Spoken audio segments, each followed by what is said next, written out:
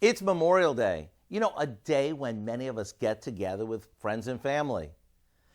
I know from chatting with you online that lots of you are either hosting a barbecue or you've been invited to a friend's or neighbor's house for a cookout.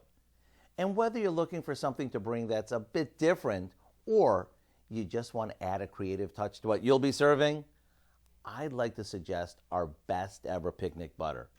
Here I'm sauteing some finely chopped onion and garlic in a bit of butter. Once it's tender and it cools for a bit, we add it to a couple of sticks of softened butter, some chopped parsley, paprika, and a bit of salt.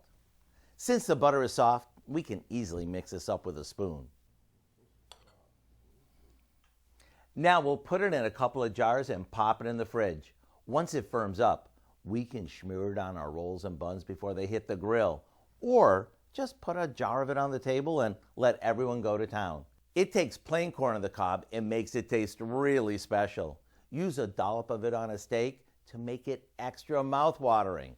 To get the recipe for what we call our best ever picnic butter, along with a bunch of other homemade butter recipes, all you have to do is visit our website. I'm Howard of the Mr. Food Test Kitchen, where today we found a better buttery way for you to say, ooh, it's so good. Mm. Mm-mm-mm.